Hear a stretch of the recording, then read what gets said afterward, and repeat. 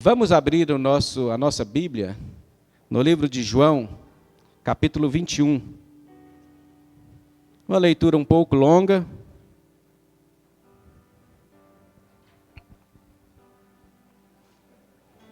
Nós vamos ler do 1 até o 19. Evangelho de João, tá? Capítulo 21, do 1 ao 19.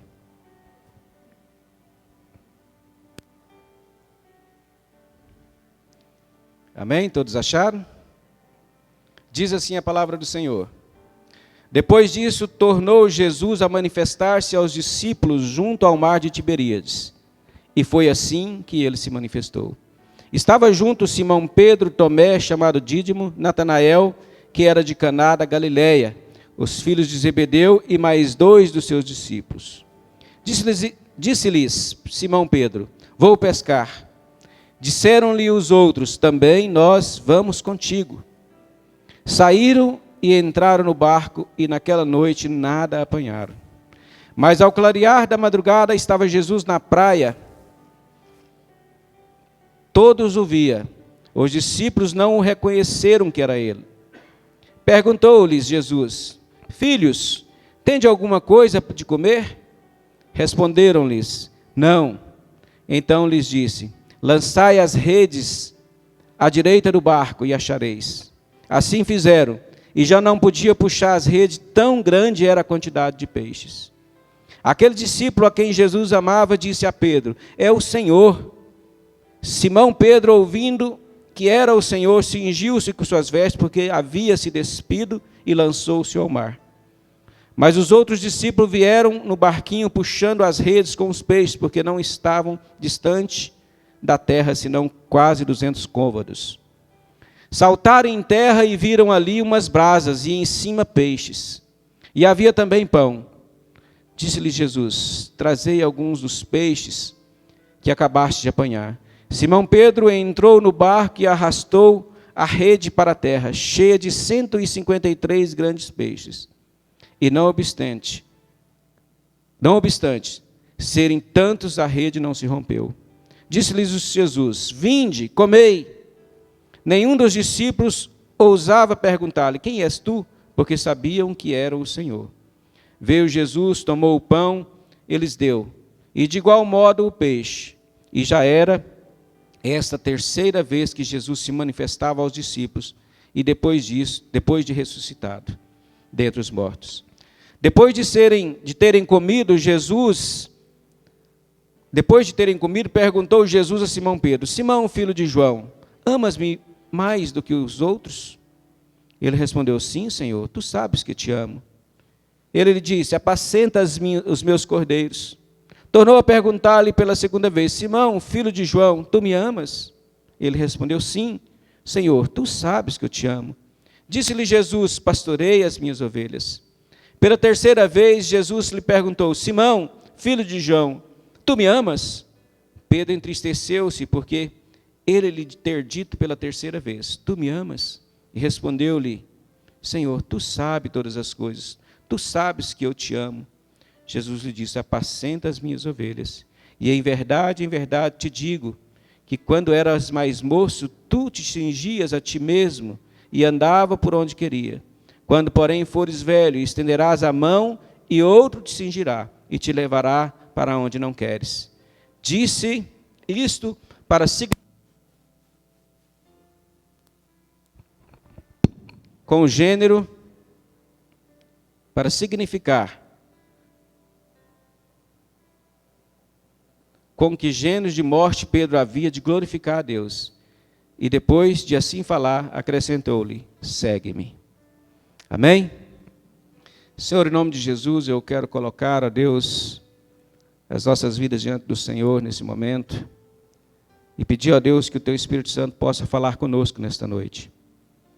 Eu sei, ó Deus, que temos aqui, ó Deus, um público, que cada um tem as suas dificuldades, cada um, ó Deus, tem os seus problemas, cada um, ó Deus, tem as suas necessidades.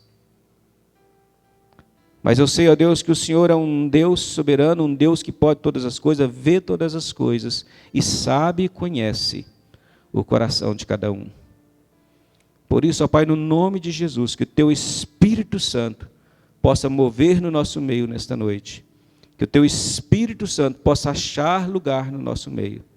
É que eu peço ao Senhor, no nome de Jesus. Extraordinária graça.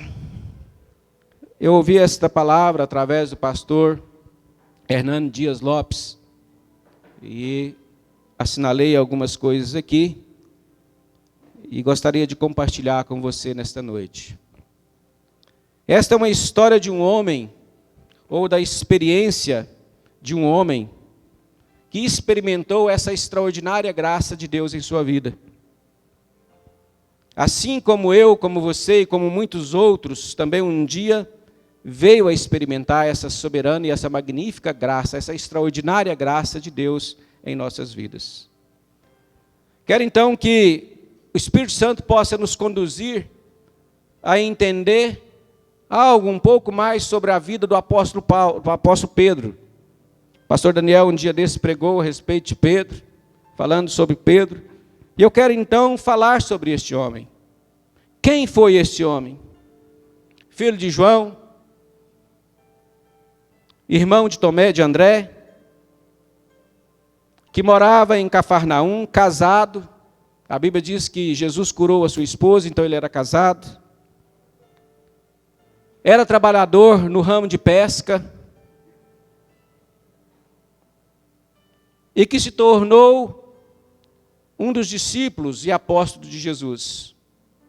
Morava em Cafarnaum, aonde ficou sendo praticamente o reduto principal de Jesus durante o seu ministério.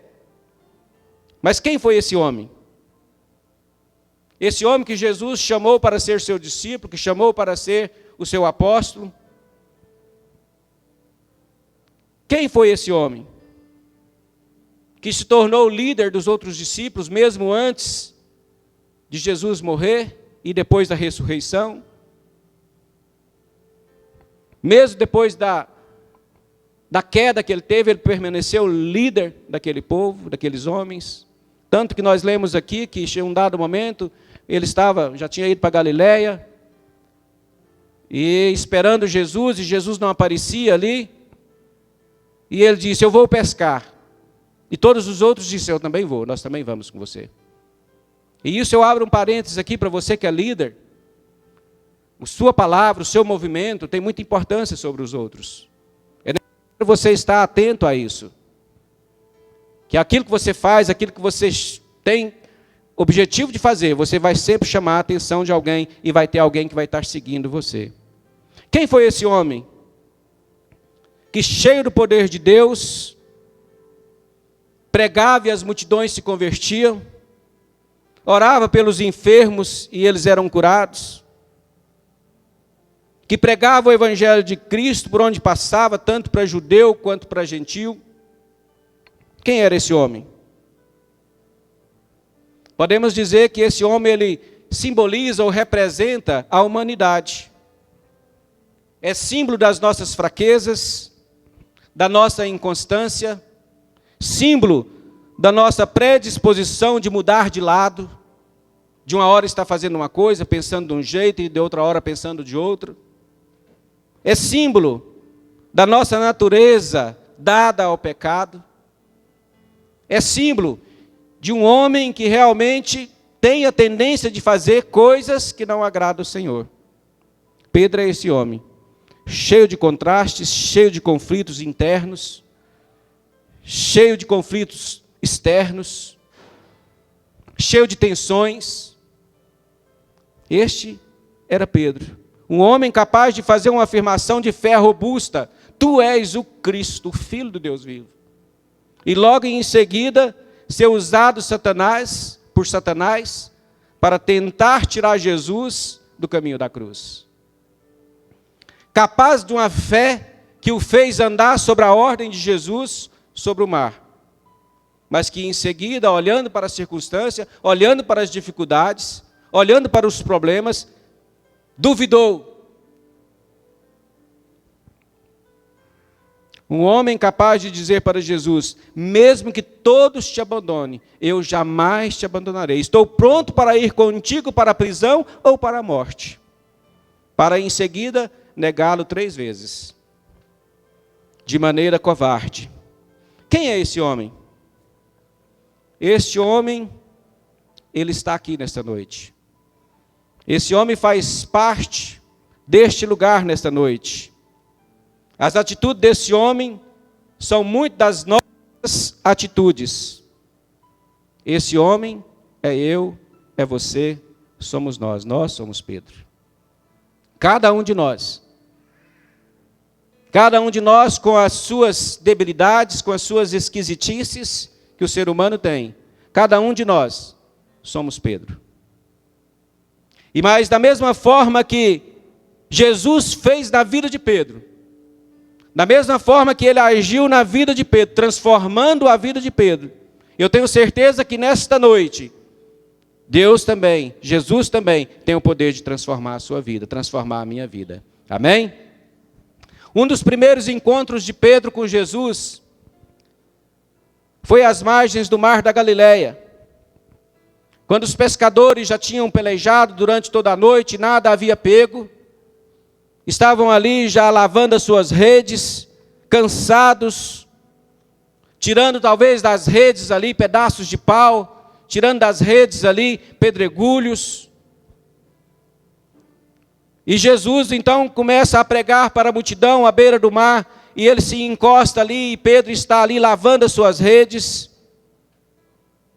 Pedro talvez já estava ali ouvindo o que Jesus estava falando, lavando a rede, mas ouvindo o que Jesus estava falando. Lavando as redes e ouvindo o que Jesus. Lavando as redes e ouvindo Jesus. Num determinado momento, com a multidão talvez apertando cada vez mais Jesus, apertando Jesus para mais perto da água, um certo momento ali, ele chega e talvez pede para Pedro: Pedro, deixa eu usar o seu barco como púlpito, para eu pregar para essa multidão. Ele pediu Pedro para entrar no barco, então ele entra no barco, ele pede para Pedro afastar o barco. Pedro faz isso, afasta um pouco o barco, empurra o barco para mais profundo, e dali Jesus então continua a pregar, usando o barco como um púlpito, pregando para as multidões. E talvez Pedro ali lavando as suas redes e ouvindo aquela palavra, lavando as redes e a palavra de Jesus tocando no seu coração, movendo o coração de Pedro, tocando o coração de Pedro. Passado algum tempo, de acordo com alguns especialistas, por volta ali das 10, 11 horas da manhã, Jesus termina a ministração dele ali, e ele diz para Pedro: Pedro, faste ao largo, vamos para mais fundo. Vamos para mais fundo e lançai as redes. E aqui eu vou conjecturar, fazer uma suposta fala entre os dois, que não está no texto. Mas talvez Pedro tenha falado: Senhor, eu sou pescador desde menino. Eu conheço de pesca. Eu sei o que é que pode ser feito. Eu sei o horário de pescar. Eu sei que nesse horário não tem peixe. Nós pescamos durante a noite inteira, porque é o horário de pescar. Nós pescamos toda noite, estamos aqui cansados, não tem peixe. Esse horário, 10 horas da manhã, não tem peixe. Mas talvez, ali eu creio, que a fé de Pedro, ela foi alimentada pela palavra de Jesus, aquela palavra que estava sendo semeada, lançada para as multidões, e Pedro ouvindo aquilo ali. Tempo todo que Jesus falava, Jesus absorvia aquilo, e talvez a fé de Pedro foi crescendo em seu coração.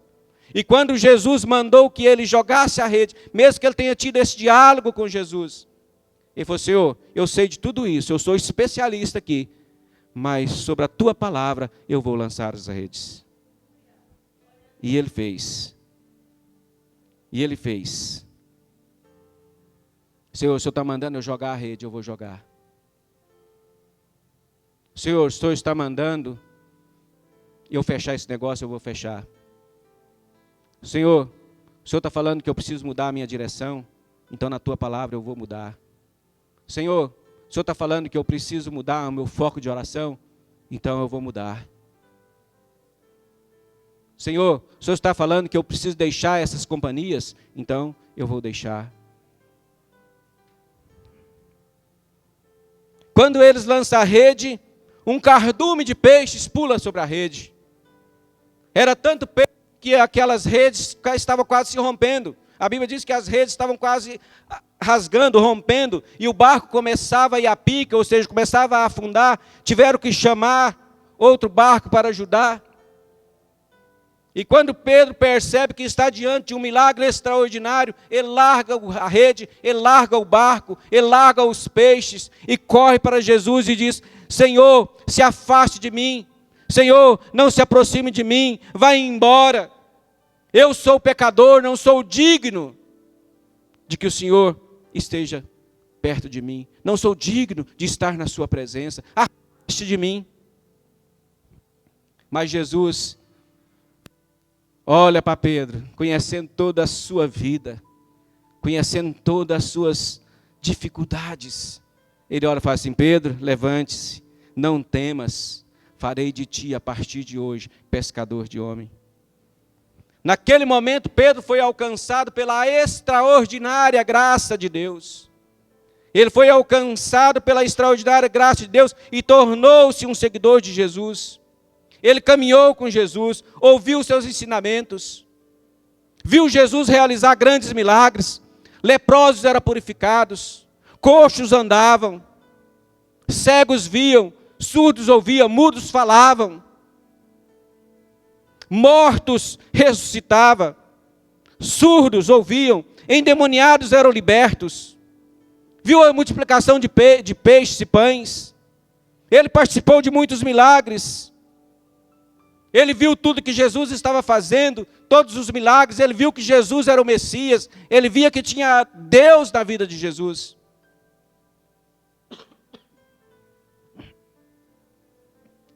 E nessa caminhada, chegando ao norte de Israel, em uma cidade chamada Cesareia, onde Jesus faz aos seus discípulos uma pergunta: o que dizem os homens ser o Filho de Deus? Em outras palavras, o que o povo estão comentando sobre mim, é o que Jesus estava perguntando. O que os homens, o que as pessoas estão falando de mim?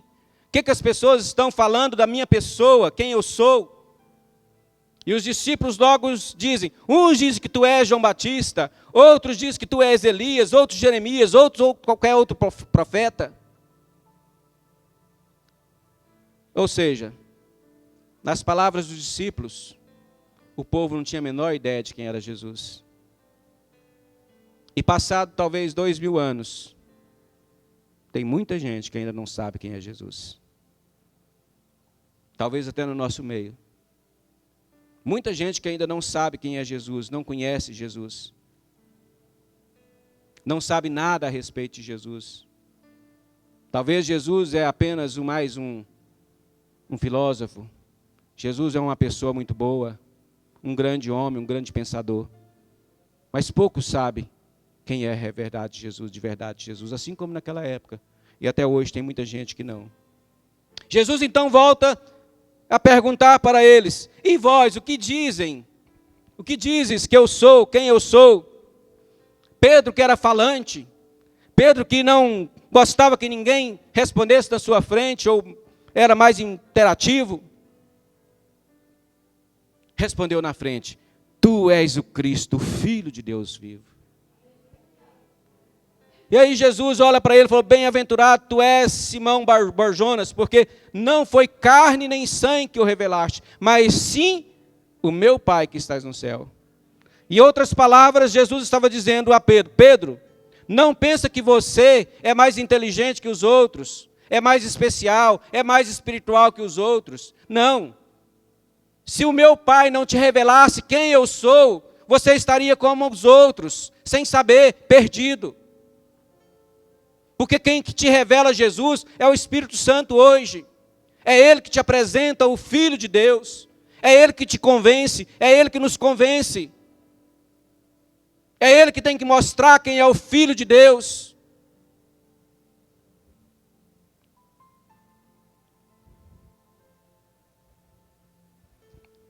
E Jesus volta para Pedro e fala assim, eu também te digo que tu és Pedro, e sobre esta rocha edificarei a minha igreja, e as portas do inferno não prevalecerão contra ela. Quero abrir um parênteses para falar 4 coisas que Jesus fala, 4 verdades em relação a isso. Aqui a primeira coisa, ele está falando, olha, que ele é a pedra fundamental da igreja. É Jesus, ele é o fundamento da igreja. Ninguém pode lançar outro fundamento além de Jesus.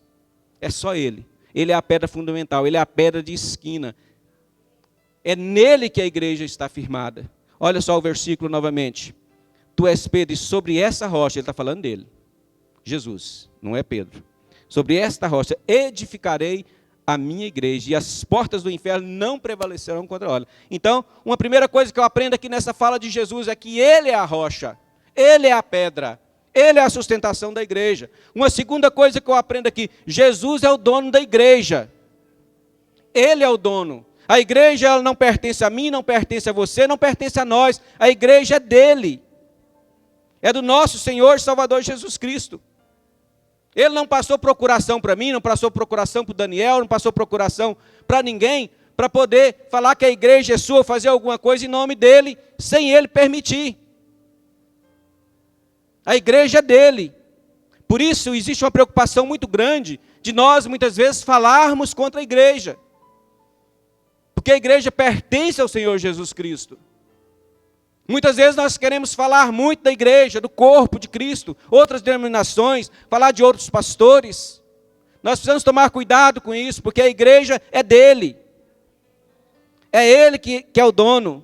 Ele que é o Senhor e é o dono da igreja. Em terceiro, Jesus é o edificador da igreja, é ele que edifica a igreja. Não sou eu, não é o apóstolo, não é o bispo, é Jesus. Ele é o próprio edificador da igreja, é ele que edifica a igreja. Não sou eu, não é você, quem edifica é o próprio Jesus. E quarto e principal, ele é o protetor da igreja. As portas do inferno não prevalecerão contra a igreja. Não existe nada nem ninguém, na terra nem no inferno, que possa contra a igreja. A igreja é eterna. A igreja pertence a Jesus e ele é o protetor. A igreja pode tentar fazer o que quiser contra a igreja, mas a igreja é indestrutível, porque ele é o protetor da igreja, ele é o leão de Judá, ele protege a igreja. Não tem fornalha, não tem perseguição, não tem ideologias, nada destrói a igreja, porque ele é o protetor da igreja. Glória a Deus por isso. Depois disso, lá em Mateus 16, diz que Jesus passa por uma nova fase do seu ministério. E ele começa então a revelar aos discípulos que era necessário que ele subisse para Jerusalém. E ali ele sofresse da mão dos anciãos, dos escribas e dos fariseus. Para que ele fosse morto, mas ressuscitaria no terceiro dia. Ele começa a falar essas coisas. Ele começa então a falar de tudo que ia acontecer. E Pedro então ouve aquelas coisas, escutando aquilo, chama Jesus. A Bíblia diz que Pedro chama Jesus. E olha só, mesmo depois de ele ter afirmado que ele era o Cristo, Deus do Filho, Deus do Filho do Deus vivo, ele chama Jesus à parte.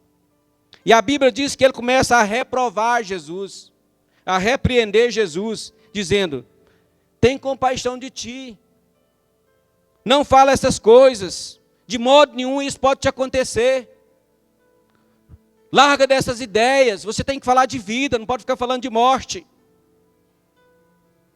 E a Bíblia diz que Jesus olha para ele e diz: arreda, Satanás, és para mim pedra de tropeço. Não cogita das coisas de Deus e sim das do homem. Olha só a contradição desse homem, olha só a contradição que está acontecendo. Mas Jesus aqui, ele não disse que Pedro é Satanás. Jesus não disse aqui que também que Pedro estava endemoniado. Jesus não disse aqui, ou mandou Pedro arredar. Jesus mandou Pedro arredar, Satanás arredar. Mandou Satanás sair. Ele disse: arreda, Satanás. Porque Pedro é meu discípulo. Eu vou investir nele. Eu sei que eu posso investir nele. Eu vou continuar a investir na vida de Pedro. Sabe por quê? Porque mesmo Jesus vendo que Pedro era falho, mesmo Jesus vendo que Pedro tinha pecados, a soberana e a extraordinária graça de Deus alcançava ele. Era maior do que o pecado. E eu quero dizer para você nesta noite, meu irmão, a graça de Deus é maior que o seu pecado. A graça de Deus é maior do que os seus erros. A graça de Deus, ela está estendida para perdoar os seus pecados. Uma vez perdoado, você agora é salvo, é livre. Pedro era um homem cheio de falhas, cheio de defeitos, mas a graça o alcançou, e a graça de Deus, ela continua estendida para nós. A graça de Deus, ela permanece firme no mesmo lugar.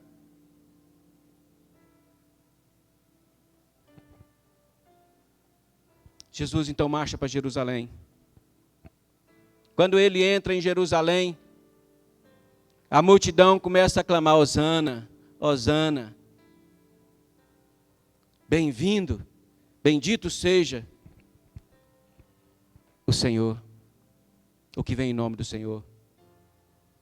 E a Bíblia diz que a multidão começa então a clamar: Hosana, Hosana, estender folhas, jogar capas no chão para que ele passasse. Mas a Bíblia diz que Jesus então, olhando para Jerusalém, ele chora. O povo gritando: Hosana, Hosana, e Jesus chorando. Chorando porque ele sabia que Jerusalém havia rejeitado o tempo da visitação dele. Ele estava chorando porque ele via que dentro de pouco tempo os romanos iam invadir aquela cidade, ia destruir, dispersar aquele povo, destruir o templo, como ele já tinha profetizado. Depois disso ele chama Pedro, Tiago e João e desce para o Getsêmani.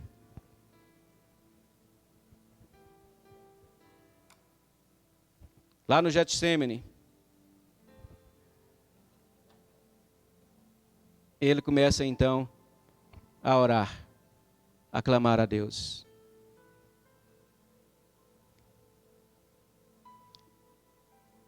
Ele começa então ali a pedir ao Senhor, ele começa a orar, ele começa então a invocar o Senhor.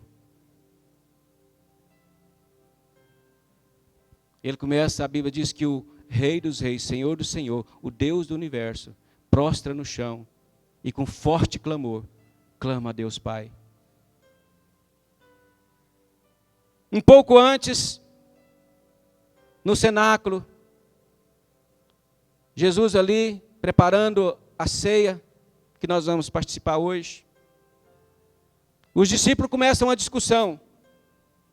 Quem era maior, quem era melhor, quem era o principal. Jesus, ouvindo aquilo, ele sai então, levanta-se, cinge-se com a toalha e começa então a lavar os pés dos discípulos. E quando ele começa a lavar os pés dos discípulos, talvez todos ali atônicos, chega em Pedro, Pedro fala: de maneira nenhuma, os meus pés o Senhor não vai lavar. Os meus pés o Senhor não lava. E Jesus diz: olha, Pedro, se eu não te lavar os pés, tu não terás parte comigo. E ele fala: então, Senhor, já que é assim, pode lavar os pés, pode lavar as mãos, pode lavar a cabeça, pode lavar o corpo, pode lavar tudo.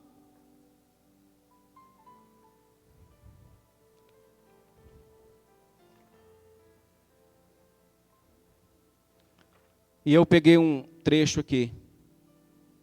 E o que Jesus quis dizer com isso, lavando os pés? O que ele quis dizer para Pedro, quando ele diz: olha, você não precisa mais lavar o corpo inteiro, basta lavar os pés, porque vocês já foram limpos. E eu peguei um comentário bíblico que diz sobre isso, quando ele diz: vocês já estão limpos, só é necessário lavar os pés. O comentário diz assim: o banho significa a purificação recebida na hora da salvação. A purificação da penalidade do pecado pelo sangue de Jesus acontece somente uma vez. A bacia representa a purificação da poluição do pecado, do dia a dia, de onde nós estamos vivendo no dia a dia. Nós somos salvos, mas nós estamos todos os dias envolvidos com tantas coisas. Os nossos olhos estão sobre coisas que não devem. Os nossos olhos, os nossos ouvidos, as nossas falas. O cristão anda pelo mundo, E ele se contamina com essas coisas.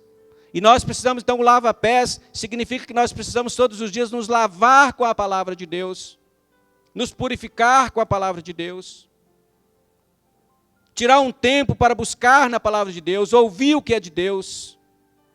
Isso que Jesus estava falando.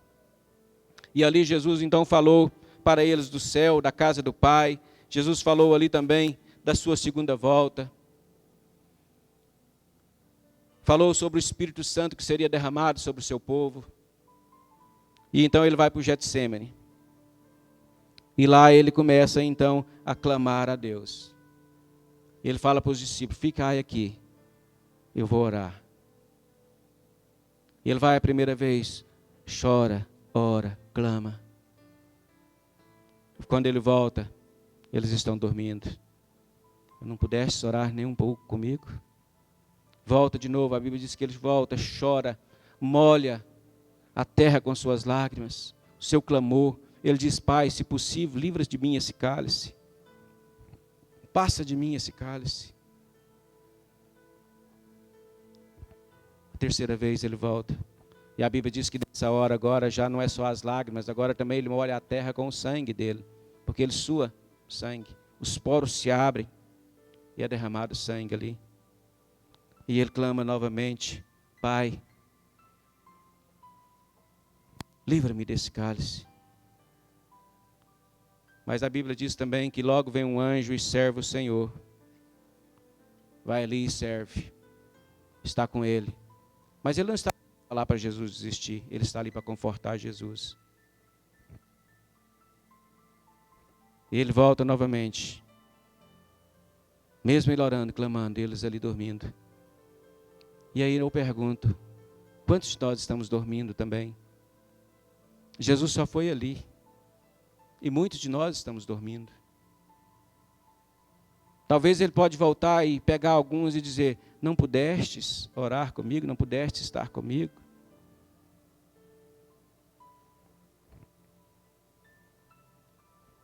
Da terceira vez ele levanta, não mais naquela agonia, agora ele levanta forte, firme.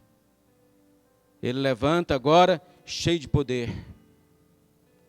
Ele levanta agora, então, se levanta, ele vai para frente ali, e logo chega alguns para prendê-lo. E ele pergunta: quem vós procurais? O único livro que relata isso é em João. Quando ele falou assim: eu sou.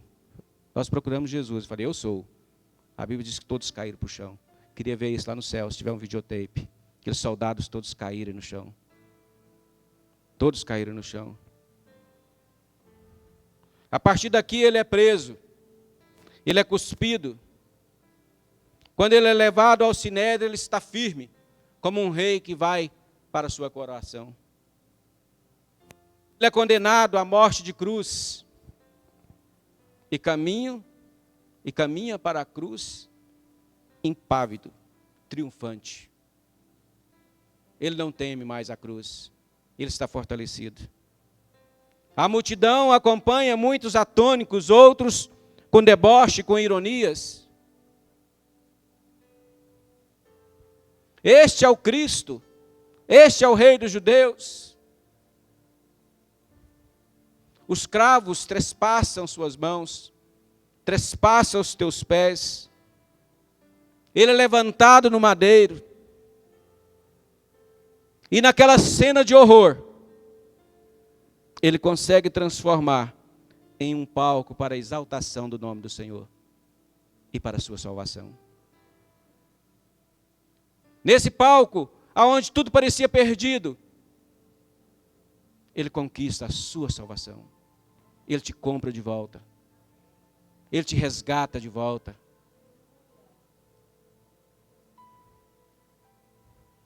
Naquela noite, os discípulos se dispersaram, inclusive Pedro. Ele ia seguindo de longe, de uma forma covarde, tímida, com medo. Ele conseguiu entrar na casa do sumo sacerdote. E junto da fogueira, porque era uma noite fria, alguém o reconhece e diz para ele: você é um discípulo de Jesus. Ele fala, não sei do que você diz, não sei o que você está falando, não conheço. Ele saiu do pátio, foi para o alpendre. E lá no alpendre veio mais uma pessoa e reconheceu, tu andava com ele, tu és discípulo dele sim. E a Bíblia diz que naquela hora, lá no alpendre, ele não só nega, como ele jura que jamais conheceu Jesus, que jamais tinha andado com Jesus.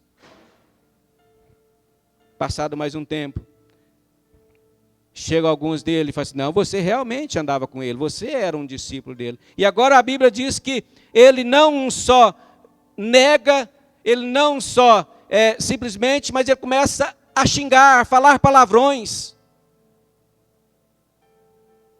E aí, nesse exato momento, ele começa a blasfemar, então ele começa a falar palavrões, e a Bíblia diz que o galo canta. Quando o galo canta, o olhar dele cruza com o olhar de Cristo, e ele sai correndo, ele corre. Aquele galo foi para trazer a consciência. Quantos de nós, muitas vezes, tem feito como Pedro, seguindo Jesus de longe, olhando para Jesus de longe, caminhando com Jesus de longe. Sou seguidor de Jesus, mas ele lá, eu aqui, caminho, ele lá longe. Quantos de nós temos negado Jesus de uma forma ou de outra? Negado Jesus na nossa forma de viver, negado Jesus no nosso modo de falar, negado Jesus pelas nossas ações, negado Jesus pelo nosso estilo de vida. Pedro fez isso, nós também fazemos, porque nós temos o DNA de Pedro. As nossas ações, elas mudam de acordo, muitas vezes, com a nossa própria vontade. Naquela noite, Jesus foi cuspido. Pedro não estava lá. Na sexta-feira, no Sinédrio, o Sinédrio se reúne para julgar Jesus por conspiração contra Roma e por blasfêmia contra Deus. Pedro também não estava lá. Jesus é levado a Pilatos, condenado à morte, mas Pedro também não estava lá. Às 9 horas da manhã, Jesus é pregado na cruz. Pedro também não estava lá. 6 horas de dor, angústia, cãibra, pregado naquela cruz. E Pedro não estava lá. 3 horas da tarde, Jesus morre. Clama ao Senhor e diz, Pai, está tudo consumado. Pedro não estava lá. Jesus é sepultado. Precisou de 2 membros do Sinédrio, José de Arimateia, para poder ir lá, tirar ele da cruz, levar e sepultar. Pedro não fez isso, nem para ajudar. Ele não estava lá. Passou o sábado inteiro, o silêncio da morte. Pedro não estava lá. Estava escondido, com medo dos judeus. Quantas vezes nós também estamos nessa situação? Jesus presente e nós não. Quantas vezes na nossa vida escolhemos fazer coisas onde Jesus está, nos escondendo ou achando que estamos escondendo de alguma coisa? Quantas vezes nós levamos a nossa vida sem se importar com as coisas do reino de Deus? Pedro não estava lá. Muitas vezes nós não estamos também em Cristo, nós não estamos com Cristo. Abandonamos Cristo por qualquer coisa. Abandonamos Cristo até porque o pastor não deu paz do Senhor, porque o pastor não fez uma visita, porque o irmão passou por mim ali e não falou nada. Abandonamos Cristo ou deixamos Cristo de lado por tão poucas coisas. Por tão poucas coisas nós deixamos Cristo. Pedro não estava lá. Domingo de manhã, de madrugada. Não é Pedro e nem os discípulos que vão até o túmulo, são as mulheres. Chegando lá no túmulo vazio, um anjo aparece e diz, o que procuras? Por que procuras aquele que vive? Por que procuras entre os mortos aquele que está vivo? Não foi Pedro, não foi os discípulos, mas foram as mulheres. Porque os discípulos estavam com medo, acovardados. E o anjo fala ali para aquelas mulheres, uma das frases mais tremendas do Evangelho. E ela diz para ele: você procura entre os mortos aquele que vive, aquele que ressuscitou. Ele ressuscitou, meu irmão. Jesus ressuscitou. Ele não ficou preso, a morte não pôde prendê-lo. Os grilhões da morte não o seguraram. Ele ressuscitou. E aí o anjo diz para as mulheres: vai, diz a Pedro, aos discípulos e a Pedro, olha só. Por que ele não disse só aos discípulos, né? Vai lá e diz aos discípulos e a Pedro. Pedro também era discípulo. Diz a eles que ele irá à frente para a Galileia e lá os verá, como disse. E aqui chegamos no texto que lemos. Jesus na praia. Ele ali, Pedro, Tiago, João, Natanael e mais alguns discípulos, como a Bíblia diz. Olhando lá na praia, alguém diz: ei, Jesus diz para eles: ei, filhos. Talvez Jesus poderia ter dito assim: ei, seus covardes. Ei, seus pecadores. Ei, seus traidores. Mas olha a graça, a extraordinária graça de Deus nisso aqui. Como diz o pastor Hernando, há uma tonelada de graça nisso, meus irmãos. Porque ele vira e diz: ei, filhos, filhos. Ele não estava preocupado com o que eles fizeram. Ele queria restaurar Pedro, ele queria restaurar os discípulos. A Bíblia diz que eles não conhecem. Ele pergunta: tem alguma coisa para comer? Ele diz: não, não tem. Joga então as redes do lado direito e apanharás. Quando ele joga, a rede cheia de peixes, 153 peixes grandes. A Bíblia fala que aquele discípulo que era amado, diz: Pedro, Pedro, eu fico vendo a cena talvez assim na minha cabeça. Pedro, Pedro, Pedro, acorda, olha lá, é Jesus, é o Mestre. E a Bíblia diz que Pedro estava despido, ele veste uma roupa, mergulha, são 100 metros. Eu acho que se fosse a Olimpíada ele tinha ganhado. Tinha batido o recorde. E eu acho que nesse trajeto, eu penso que nesse trajeto, Pedro estava pensando: ele vai chegar, ele vai arrebentar comigo. Ele vai acabar comigo. Ele vai perguntar por que eu traí, por que eu neguei. Quando ele chega na praia, surpresa para ele. Tem peixe assado, tem pão. Jesus é sentado, chama eles para comer. Esse é o nosso Jesus que se assenta à mesa com pecadores. Que convida pecadores ao arrependimento. Que atrai pecadores para a sua mesa, para que eles tenham a reestruturação de vida. Para que eles sejam restaurados. E quando encontra ali então Pedro, eu acho que Pedro escabriado, todo preocupado. Já imaginou você que trai uma pessoa, você que engana uma pessoa, que mente e é descoberto? Chegar de frente dessa pessoa, sendo que você falou: olha, eu morro por você, eu vou preso. E de repente você nega na maior covardia. Mas Pedro encarou Jesus. E Jesus o chama e diz: Pedro, tu me amas?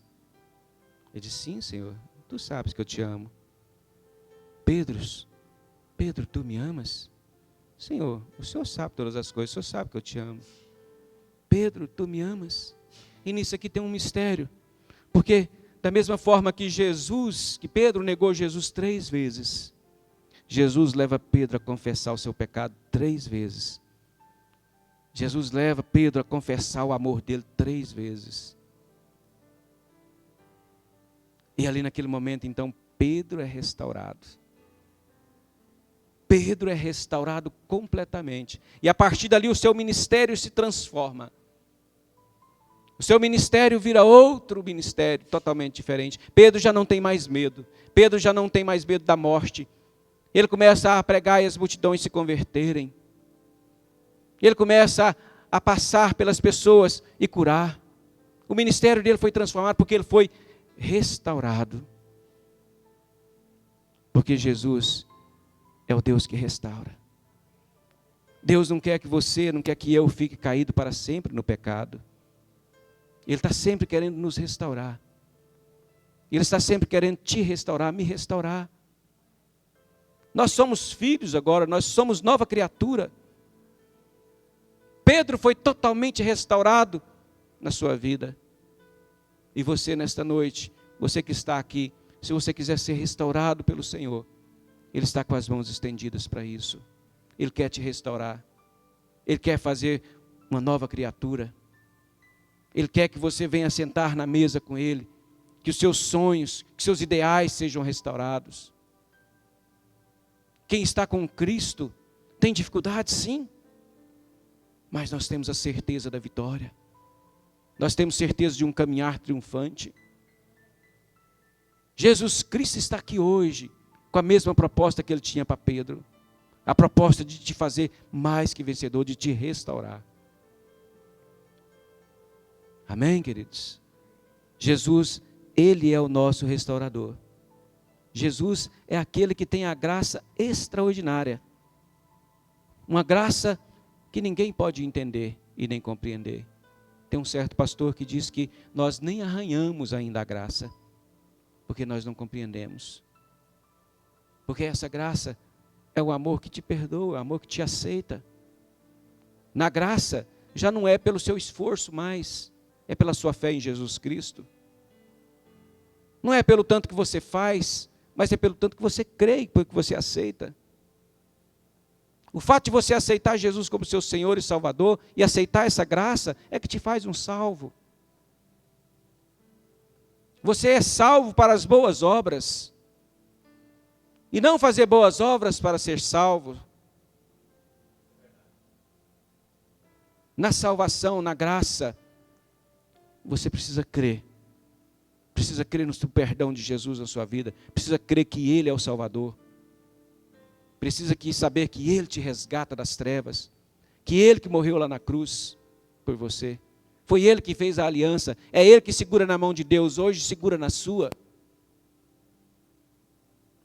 É nessa graça, nessa extraordinária graça, que nós precisamos compreender que nós somos filhos. E que precisamos viver como filhos.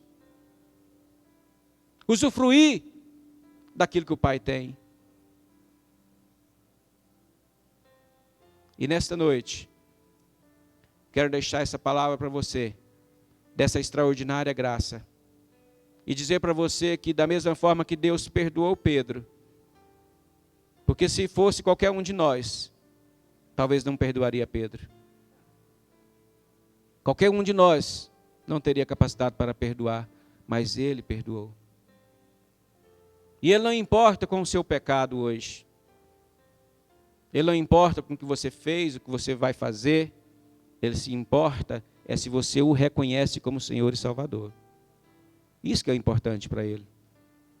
Se você aceita Jesus como Senhor e Salvador, o teu passado é apagado. Os teus pecados são afastados. A Bíblia diz que Ele não se lembra mais dos seus pecados. E por isso eu quero fazer um apelo para você. Vamos ficar de pé.